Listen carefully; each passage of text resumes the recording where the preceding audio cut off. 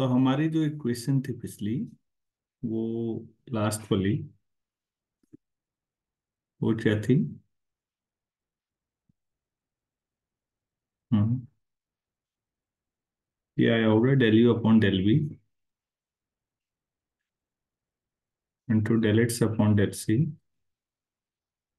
Minus del you upon del C del x upon del B plus del we upon del B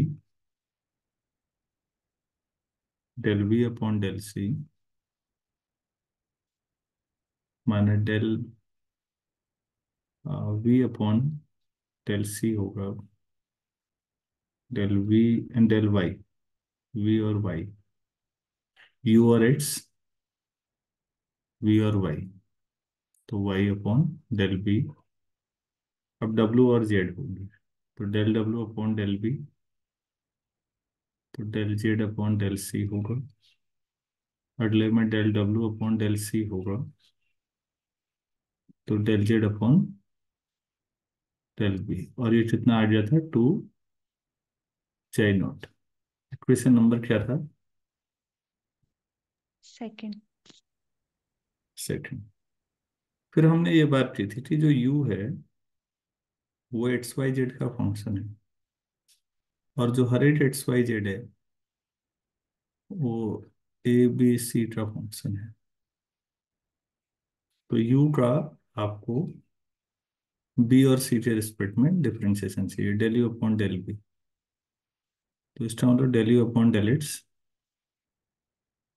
x upon del b, या del you upon del Y upon del b, या फिर u का z के respect में और del Z upon del B, ये हो जाएगा। और दूसरा del you upon del C, del you upon del x upon del C, del you upon del Y upon del C, del you upon del Z upon del C. जिस तरह से you का किया है, ऐसे ही दो वी के लिए भी दो चाहिए हमें, बी और सी के रिस्पेक्ट में, और ऐसे ही हमें डब्ल्यू के लिए भी बी और सी के रिस्पेक्ट में। तो यहाँ लिखने के बजाय सीधे इक्वेशन 2 में लिख देते हैं सबको। आप अपने नोट्स में पहले सब लिख लें या तो वहां रख दें। तो फ्रॉम टू आपका हो जाएगा del you upon del B, जो ये आ जाएगा del you upon del x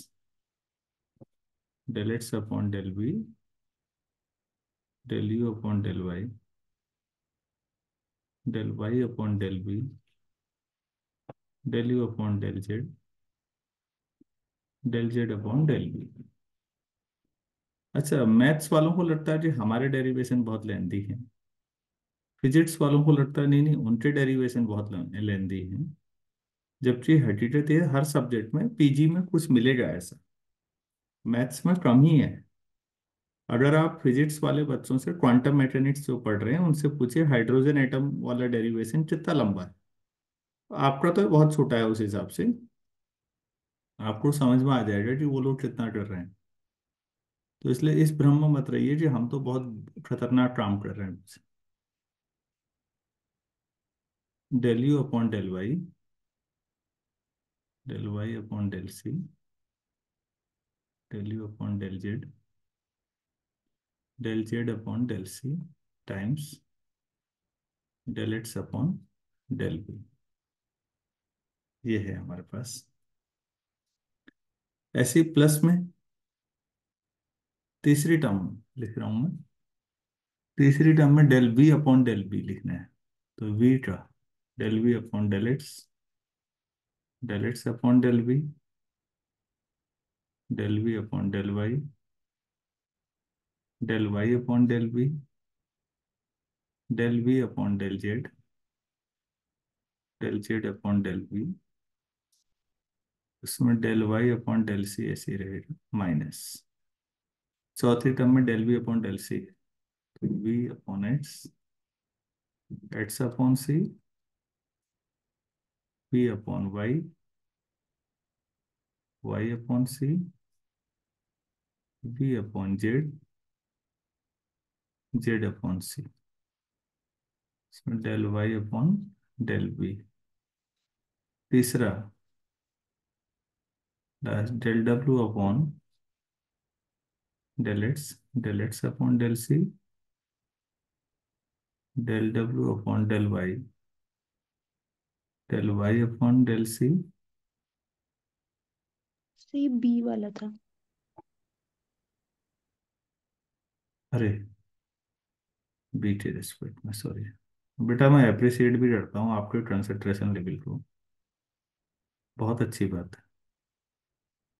del W upon del x upon del B, del W upon del Y upon del B, del W upon del Z upon del B.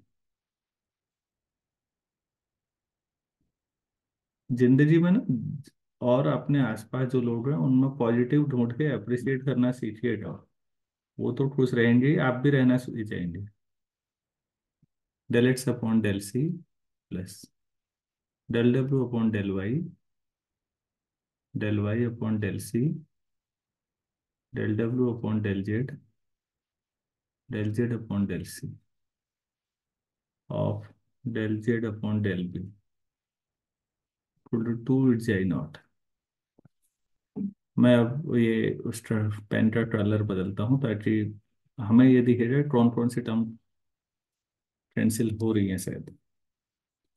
Yes sir.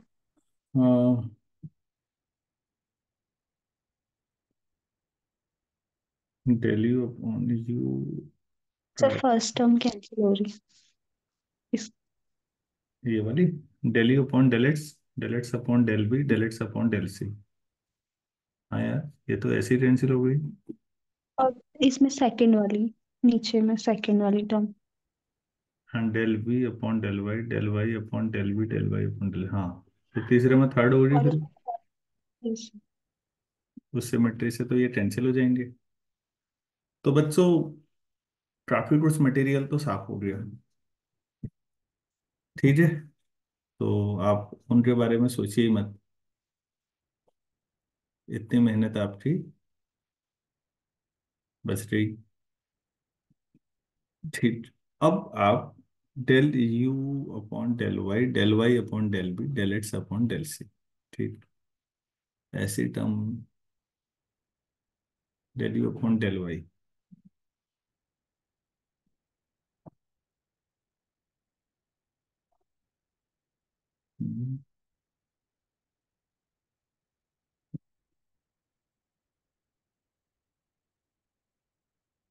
तो del you upon del Y,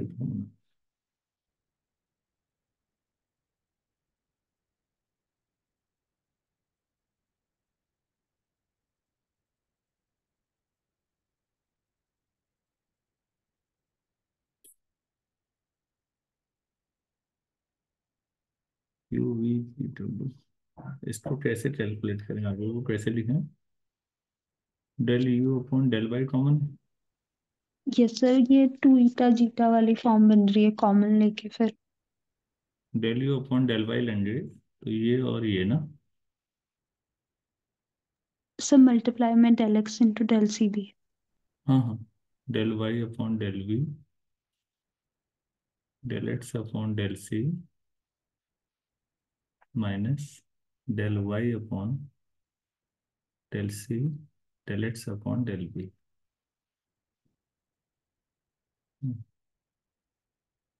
ठीक, ऐसा कहीं और भी आएगा क्या।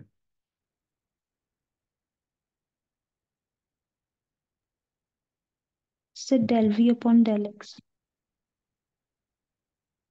अच्छा, del we upon del x कर दें बच्चों, तो एक टर्म ये है सेकंड का, एक ये, तो del x upon del we, del Y upon del C minus del we upon del x common है, तो डेल एक्स अपॉन डेल सी, del Y upon del B. सब माइनस कॉमन ले लेंगे बाहर तो ये फिर इनका बिल्कुल जो कॉमन सेम था हो मैं जाएगा। उसको कॉमन। बेटा माइनस यस कॉमन ले लीजिए, ये माइनस और ये प्लस हो जाएगा, तो देखिए आपके पास ठीक होगी। ऐसे ही फिर बाकी में भी आप जैसे यू में किया आपने, यू वी में, ऐसे ही दो दो करके और कॉमन लेते जाइए। तो आप इधर कॉमन लेंगे, जरा देखिएगा ये बन गया है आपके पास del you upon del y minus del we upon del x common, del Y upon del x del B del x upon del C minus del Y upon del C del x upon del B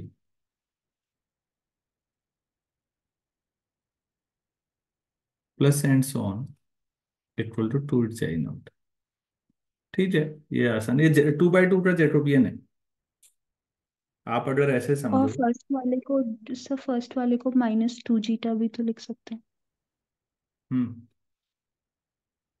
तो मैं आप सीधे next page में लिख दे रहा हूँ book से। अब कुछ ऐसा है नहीं जो नहीं समझ में आएगा, मैनिपुलेशन है। तो इन्होंने जो करके फाइनल लिखा है मैं वो लिख देता हूँ। टू सभी से कैंसिल हो रहा होगा। ये आ रहा है xi del Y Z upon del B C Jacobian plus eta del Z X upon del B C plus zeta del X Y upon del B C equal to xi. इसको कोई question मान लीजिए आप, कौन सी है जो तो, भी। तो थर्ड। तो अब इसी तरह से फिर जो नेक्स्ट इक्वेशन आएगी सिमिलरली, तो उसमें भी यहाँ पर इट जाई और ईटा और जीटा रहेंगे ही। वो सिमिलर सिमेट्री रहती है कि ऐसा रहेगा। और तीसरे में भी xi eta zeta equal to zeta naught. अब आप बताइए, पहले में आप बीसी के रिस्पेक्ट में आपने किया है, और तो अगले में क्या आना चाहिए अब, किसके रिस्पेक्ट में है Z Jacobian. B C C A C A C A.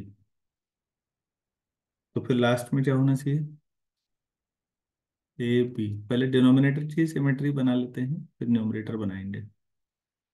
A B A B. अच्छा, पहले वाई जेड था, फिर जेड एक्स, फिर एक्स वाई। तो यहाँ भी उसी सिमेट्री से वाई जेड जेड एक्स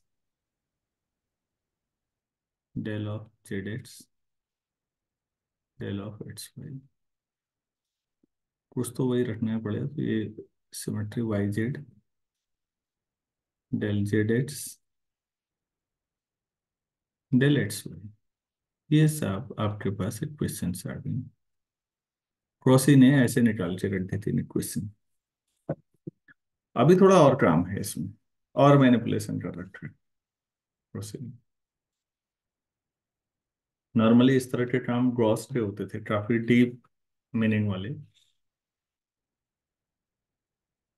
इसको उन्होंने पहले वाले को मल्टीप्लाई किया है del x upon del A से, मतलब इक्वेशन 3 को मल्टीप्लाई किया है del x upon del A, add किया है इक्वेशन 4 में, उसको मल्टीप्लाई किया है del x upon del B, और इक्वेशन 5 को मल्टीप्लाई किया है डेल एक्स अपॉन डेल सी, और उसके बाद ऐड किया है। तो जो सीधे आया है मैं वो लिख रहा हूँ, पीठ। ये 3/3 का जैकोबियन बन रहा है xi times del of x Y z. इतने सारे जैकोबियन हटा के उसने ये बना दिया del of A B C equal to xi naught del x upon del a, वो मल्टीप्लाई होगा तो राइट साइड भी होगा, eta naught del x upon del B, zeta naught del x upon del c. आप चाहें तो cross integral ऊपर वाले को पसंद नहीं आ रहा तो इस फॉर्मेट में ले लीजिए, सेट्स। तो फिर इस हिसाब से सिमिलरली बाकी दो क्या आने चाहिए फिर, ऐसे ही। अगर आप ये जो आपने मल्टीप्लाई जिनसे किया है वो del x upon del a, del x upon del B, del x upon del c थे। अगर ये एच सी जो वाई से करते, del Y upon del a, del Y upon del B, del Y upon del सी, और फिर जोड़ते तो क्या बन जाता? Eta times hmm, theta times 6। Del of x Y Z upon del of A B c. ये ब्रैकेट की जरूरत नहीं है। तो xi naught del Y upon del A, theta naught del Y upon del B, plus theta naught del Y upon del सी। और ऐसे ही एक तीसरा और आ जाएगा जीटा में, पता नहीं मैं ब्रैकेट क्यों लेते रहा हूँ, del of x Y Z, del of A B c,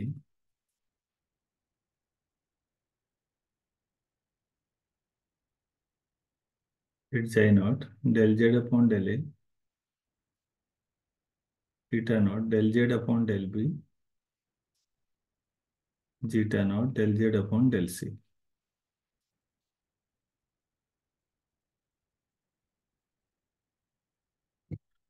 ठीक है। अब इसके बाद हम इसको और छोटा बना सकते हैं। इक्वेशन ऑफ कंटिन्यूटी क्या थी याद है आपको लैग्रेंजियन फॉर्म में?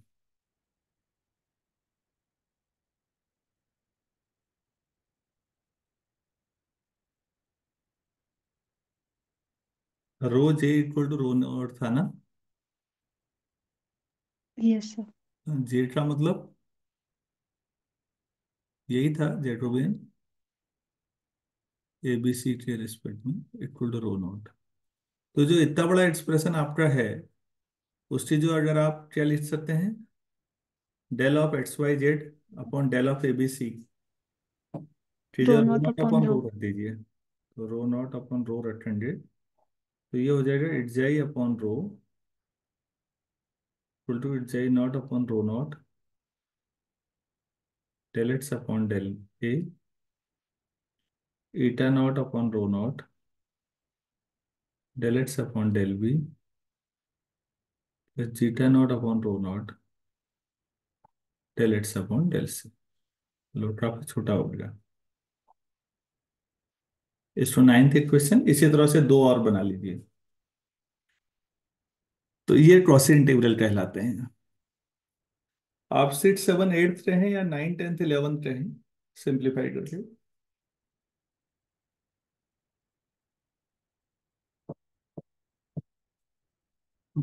जीनियस है आदमी, क्योंकि प्योर मैथमेटिकल वर्क है। पार्शियल डेरिवेटिव्स और जैकोबियन का जबरदस्त एप्लीकेशन है। बस हो गया, कोई नया एक्सप्रेशन निकाल दिए। यहाँ तक समझ में आया या नहीं आया ये बताइए। आया सर। ठीक हो गया। तो ये क्रॉसी का पूरा हो गया यहाँ पर। अब आपको motion due to impulsive force बताना है। तो थोड़ा सा इम्पल्सिव फोर्स का एक्चुअली इम्पल्स के बारे में बताना और उसका डेरिवेशन एक साथ ही होता तो अच्छा था। कोई छोटा क्वेश्चन देख भी नहीं रहा मुझे जो करा दूं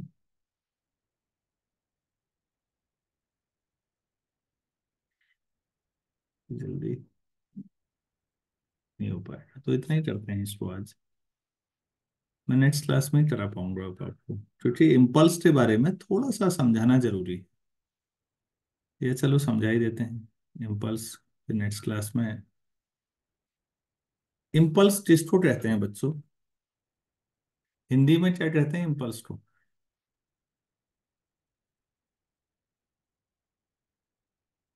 हिंदी में हुआ आवेग। आप कहते नहीं जो आवेग में आकर ऐसा कर दिया जिसने।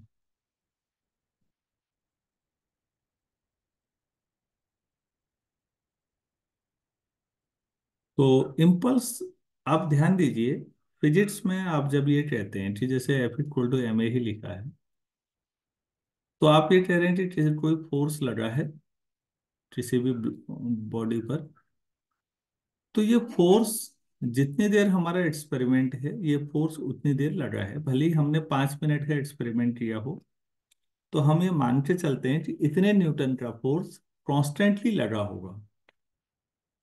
लेकिन प्रैक्टिकल लाइफ में ऐसा कई बार नहीं होता। कई बार बहुत ज्यादा फोर्स बहुत कम समय के लिए लगता है, और अगर ऐसा हो तो उसको इम्पल्स कहते हैं। बहुत ज्यादा फोर्स बहुत कम समय के लिए। कोई बता सकते हैं कोई उपयोग, कोई प्रैक्टिकल लाइफ का उदाहरण? बहुत ज्यादा फोर्स बहुत कम समय के लिए।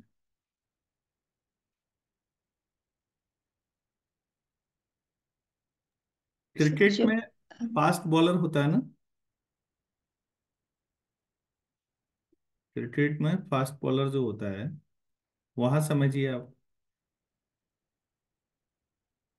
तो बॉल और बैट का जो कांटेक्ट का टाइम होता है, बहुत तेज बॉल आई और बैट और बॉल के बीच का जो कांटेक्ट का टाइम है वो बहुत ही कम होता है। सेकंड का भी बहुत छोटा फ्रैक्शन होगा। लेकिन अगर बहुत ज्यादा फोर्स बहुत कम समय के लिए लगता है तो उसका जो इम्पैक्ट है वो आप जानते ही होंगे कितना जबरदस्त होगा।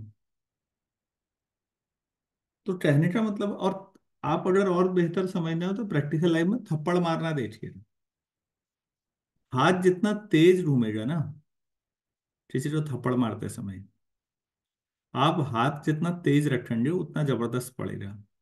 हाथ जितना स्लो होगा कुछ नहीं लगने वाली। तो आप समझिएगा कि बहुत ज्यादा फोर्स बहुत कम समय के लिए लगे तो उसे हम लोग इम्पल्स कहेंगे। अब इसको हम मैथमेटिकली कैसे समझाएं, ये तो ठीक हो गया। तो किसी को अगर हम एकदम फुटबॉल पे किक मार दी तो वो इम्पल्सिव फोर्स है। क्योंकि अगर आप कांस्टेंट फोर्स लगाए रखेंगे बहुत देर तक तो फुटबॉल के आगे बढ़ने से क्या मतलब, मतलब बात ही समझ नहीं आएगी। किसी को अचानक धक्का देना है, थप्पड़ मारना है, ये सब इम्पल्सिव फोर्सेज हैं, क्योंकि ये बहुत तेजी से बहुत ज्यादा फोर्स बहुत कम समय के लिए लगता है। अब आप ये देखिए, एफ इक्वल टू हम ऐसे लिख देते हैं डीवी बाई डी टी।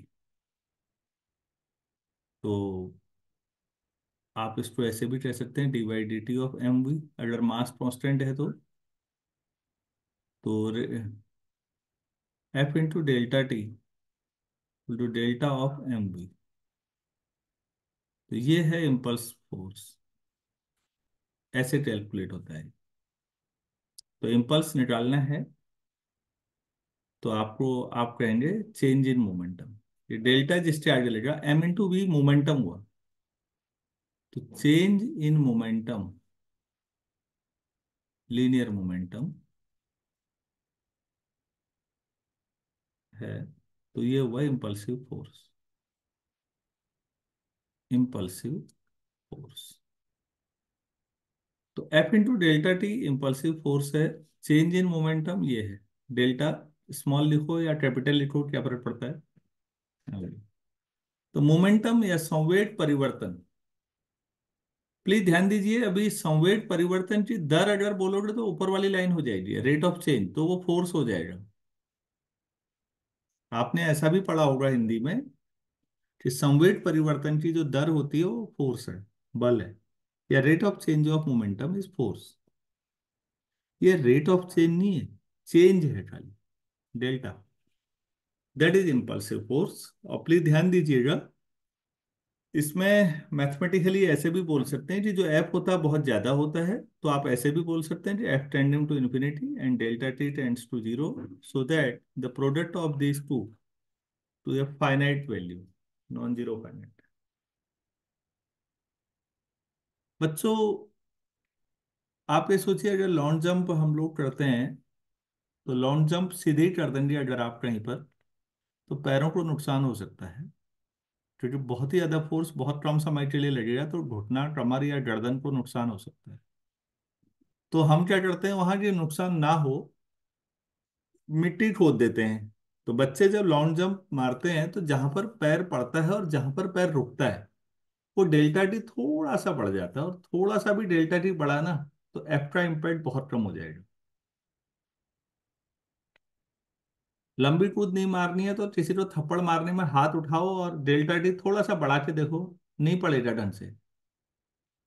तो फोर्स का इम्पैक्ट अगर आपको वास्तव में चाहिए, तो फोर्स बहुत ज्यादा होना चाहिए, और डेल्टा टी जितना कम हो सके उतना जबरदस्त इम्पैक्ट पड़ेगा इम्पल्स का। इम्पल्सिव फोर्सेज में जो इक्वेशंस निकाली जाती हैं वो सॉलिड बॉडी के लिए भी निकाली जाती हैं। मतलब आप डायनामिक्स ऑफ रिजिड बॉडीज में भी इम्पल्सिव फोर्सेज पढ़ाते हैं या पढ़ते हैं, और लिक्विड में भी पढ़ते हैं। अचानक लात मार दी किसी बाल्टी में, धक्का दे दिया, तो प्लीज ध्यान दीजिएगा, इम्पल्स में बहुत कम समय के लिए बहुत ज्यादा फोर्स लगता है। जबकि मैकेनिक्स में सामान्यतया हम जब कहते हैं कि इतने न्यूटन का फोर्स लगा है, उसका मतलब वो आराम से लगा है, और वो तब तक लगा रहेगा जब तक आप इस सवाल को कर रहे होंगे। क्या मैं अंतर समझा पाया आप लोगों को? Yes sir. फोर्स और इम्पल्स का मीनिंग समझिए। जब आप फोर्स कहते हैं, जैसे आप फिजिक्स के सवालों को बताते हैं बच्चों को कि यार ये 10 न्यूटन का फोर्स लगा हुआ है, तो बच्चा पूछे कब तक लगा हुआ है, तो उन्हें आराम से लगा हुआ है, तो टेंशन मत ले, तू इस सवाल को कर, जब तक करना है तब तक तो लगाइए। मतलब वहां बहुत short delta T tends to zero वाला मतलब नहीं होता। लेकिन 10 न्यूटन आपने किसी चीज पे जोर से लात मार दी, या हाथ से मार दिया, या किसी और चीज से मारा, और बहुत तेजी से मार दिया आपने, तो मतलब आपका एफ तो बहुत ज्यादा है, टाइम बहुत कम है। बेटा वो इम्पल्स होगा। तो हमने जो पढ़ाना है, जो अगला आर्टिकल, वो है motion due to impulsive forces.